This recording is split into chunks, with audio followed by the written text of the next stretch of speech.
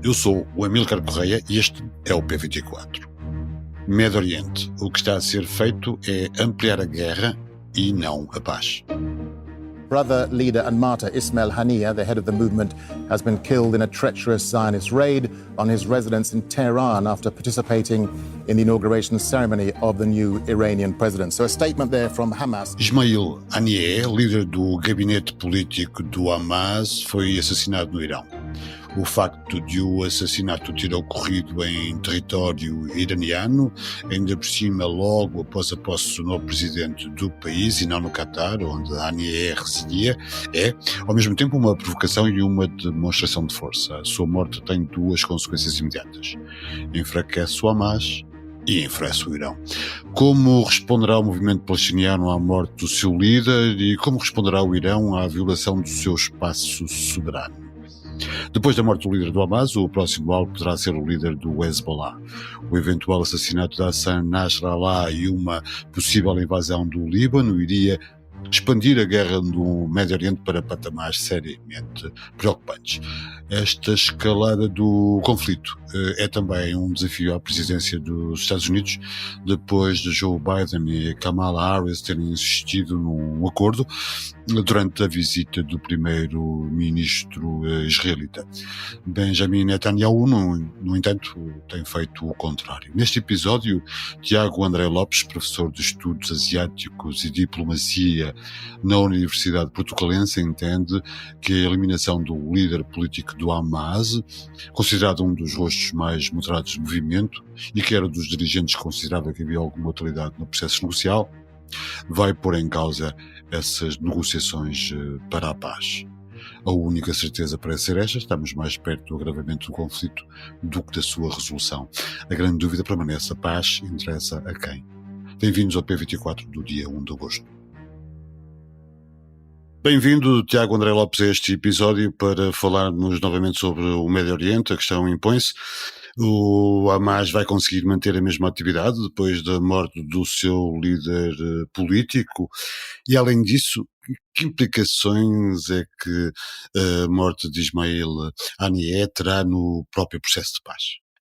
Aquilo que aconteceu, ou seja, o duplo ataque, porque em bom rigor isto não está desligado do que aconteceu em Beirute, mesmo que o ataque de Beirute para já se esteja a reivindicar que, do lado das forças palestinianas, de que não foi eficaz. Portanto, o líder do Hezbollah é dado como morto por Israel, mas não é dado como morto nem pelos palestinianos, ainda, nem pelos jordanos, sequer. E, portanto, o Líbano obviamente diz que não, mas o Líbano, nós sabemos, não tem capacidade propriamente para monitorizar estas coisas.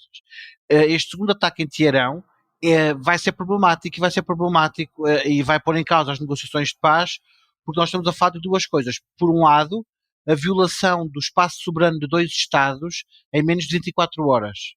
Por outro lado, estamos a falar da eliminação do líder político do Hamas, que era considerado um dos rostos mais moderados do movimento. E, portanto, este era um dos poucos rostos do movimento que considerava que havia alguma validade ou utilidade no processo negocial, e mesmo assim ele criticava certas coisas, e portanto é altamente provável que ele venha a ser substituído por alguém mais radical, e a partir daí o movimento pode passar a querer outra resposta.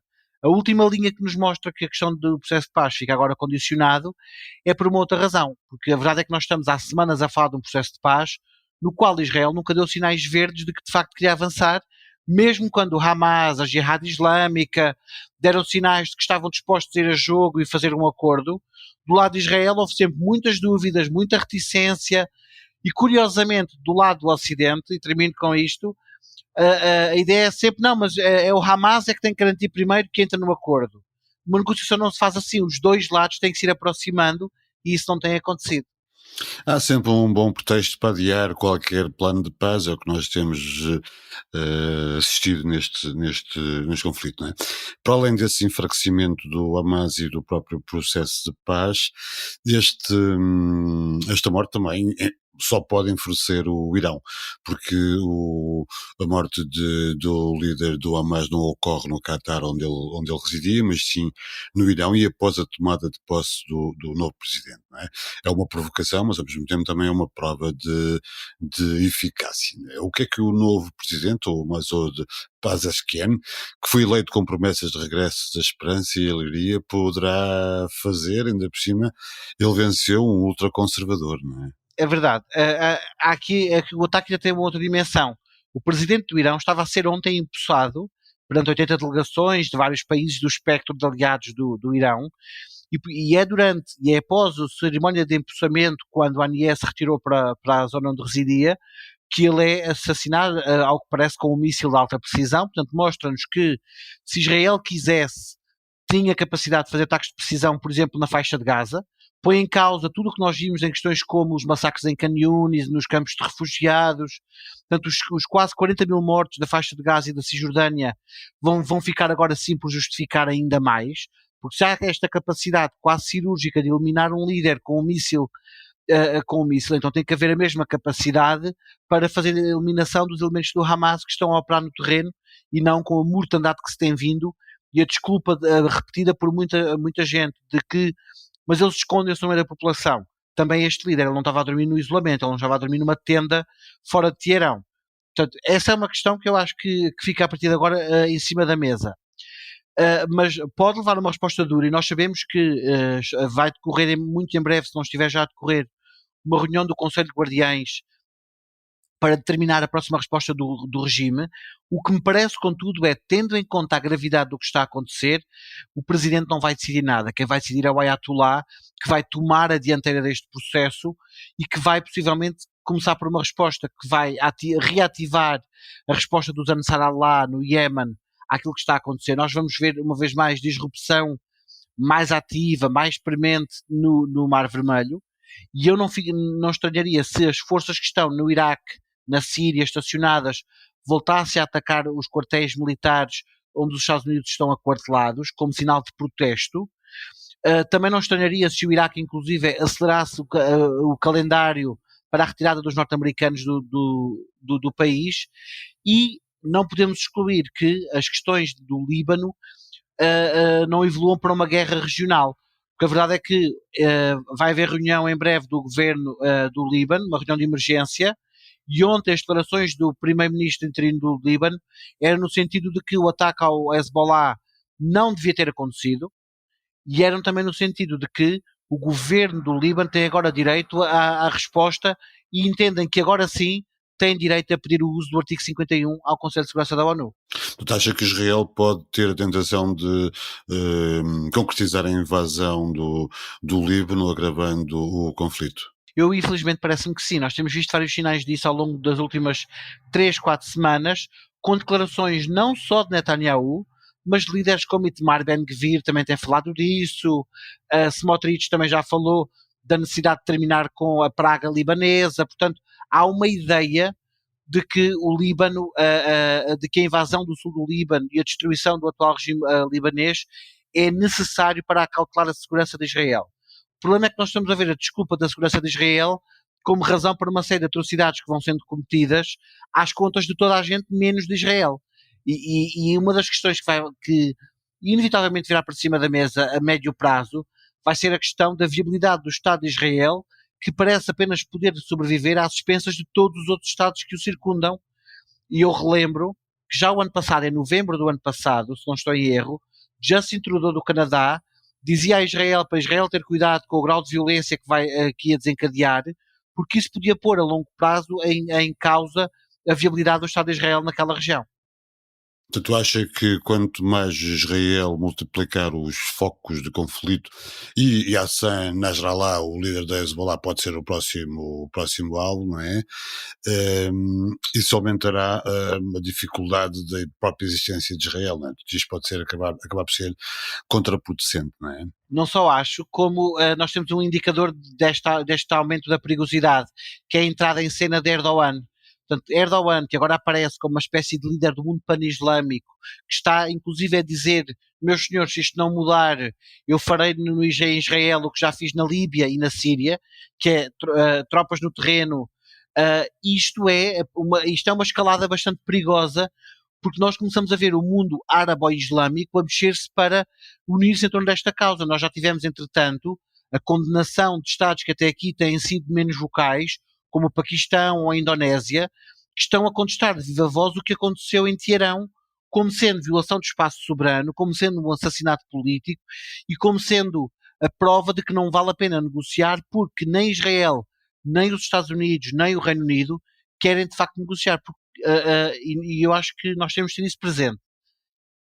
Qualquer erro que Israel cometa a partir de agora, não é só Israel que paga o erro. É os Estados Unidos, e aqui estamos a falar, obviamente, Biden-Kamala Harris.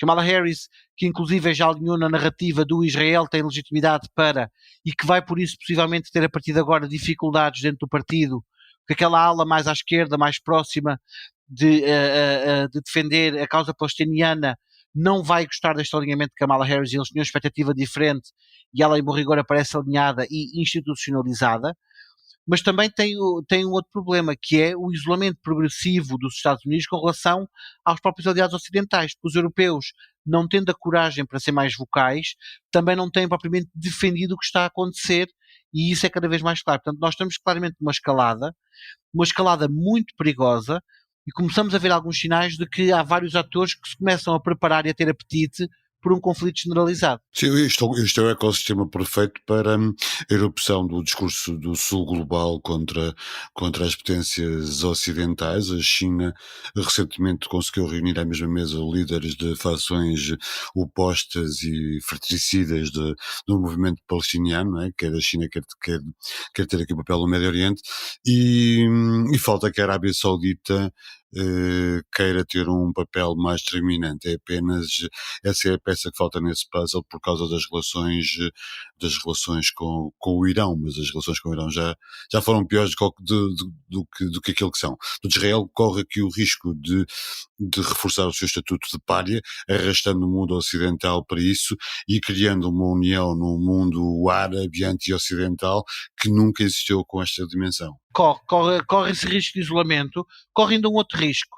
O processo dos acordos de Abrão que os Estados Unidos tentaram construir, e aqui até na presidência, curiosamente, Donald Trump, o processo dos acordos de Abrão pode eventualmente colapsar como um todo, porque até aqui têm-se mantido artificialmente em linhas, estão no ar, mas em bom rigor nós temos Estados como a Arábia Saudita, inclusive, que já disseram que só dão o passo seguinte se a Palestina for reconhecida como Estado. E eu não excluiria, se as lideranças da Arábia Saudita sentirem que estão a perder pulso na população por causa da sua não vocalização com relação aos palestinianos, eu não excluiria que, entretanto, a Arábia Saudita começasse a desalinhar, de tentar agir como um mediador para os Estados Unidos e começasse a alinhar, quer com o Qatar, quer com o Iémen, quer até com o Omã, que já está menos alinhado do que estava há uns meses atrás. Portanto, há muito essa hipótese de haver essa desarticulação, e há ainda a hipótese de nós termos uma vez mais uma separação diplomática entre o Médio Oriente e a Europa, no caso da Europa, porque a Europa começa a ser percebida por vários atores do Médio Oriente como inoperante. A Europa está paralisada, e ainda para mais alguns Estados, nos quais se inclui Portugal, nós estamos paralisados numa falsa desculpa, que é nós estamos à espera que os parceiros europeus decidam, que haja uma grande unidade para nós no final entrarmos no barco. O problema é que há vários parceiros à espera disto, e portanto estamos todos à espera uns dos outros, porque ninguém quer decidir. E isso é parte desta inoperância que do lado dos Estados Árabes começa a ser muito claro, e há um outro indicador, e eu acho que esse é o indicador mais interessante e mais perigoso do que está a acontecer. A Jordânia já não está com a posição mediada, moderada, que estava no início deste conflito. A Jordânia está a fazer condenação ativa do que Israel está a fazer. A Jordânia já deu indicadores claríssimos de que se prepara para sair do papel de mediador, porque não há vantagem em ser mediador. E além de tudo mais, para somar a tudo isto, esta mesma Jordânia, neste momento, fala de Israel ao nível da imprensa, por exemplo, da linguagem do chefe de Estado, com uma agressividade que nós não víamos há muito tempo. E, portanto, a Jordânia está, parece-me que, a perceber que não vale a pena estarmos a usar instrumentos racionais e diplomáticos com um ator que está a olhar para este conflito não numa lógica política, mas numa lógica teológica. Uhum. Benjamin Netanyahu disse nos Estados Unidos que contava com os norte-americanos para tudo o que viesse a acontecer, quase que num pronúncio desta escalada, não é? Esta resposta militar não pode ser dissociada das conversas que teve quer com Trump, quer com Biden, quer com Kamala Harris, não é? De uma certa forma parece ser até um desafio e uma forma de afirmar a sua independência, o seu poder face ao atual governo em Washington. Concorda com esta interpretação? Concordo absolutamente. Há um desafio aos democratas, porque do lado dos republicanos o discurso já é muito claro. Nós, aliás, vimos já Donald Trump, se não me engano, não só na Convenção Nacional do Partido, como já em 2 comícios, disse de forma muito clara, no que depender dele, Israel vai ter todos os instrumentos e nenhuma restrição para agir como quiser agir. E, portanto, e Benjamin Netanyahu está a apostar muito as fichas também nisso. A ideia de que Trump poderá ganhar a eleição, o que eu acho que nós não deveríamos descartar, e em Trump ganhando a eleição, a aceleração da ação militar. Não esquecer que foi com Trump que a Embaixada dos Estados Unidos foi para Jerusalém. Foi Trump que deu esse primeiro sinal.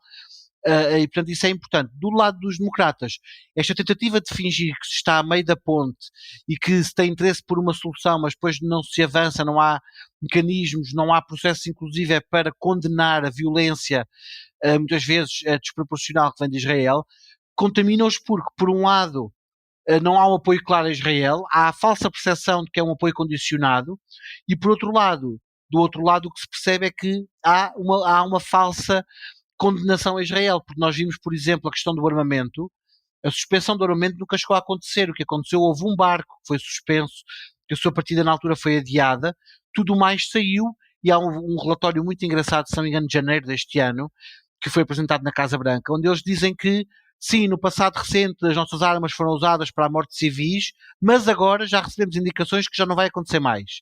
E com estas coisas, os Estados Unidos alegremente continuam a fazer o envio de armamento e tudo mais, e portanto eu acho que Netanyahu nos deu a antecâmara do que está a acontecer agora. Nós obviamente não podíamos saber que as próximas jogadas seriam estas, e desafia a liderança norte-americana, porque a liderança norte-americana depende do financiamento da comunidade judaica nos Estados Unidos para as eleições e portanto está condicionada a essa dinâmica. Tiago André Lopes, muito obrigado pelas suas reflexões sobre o que se passa neste momento no Médio Oriente. Obrigado, Bel.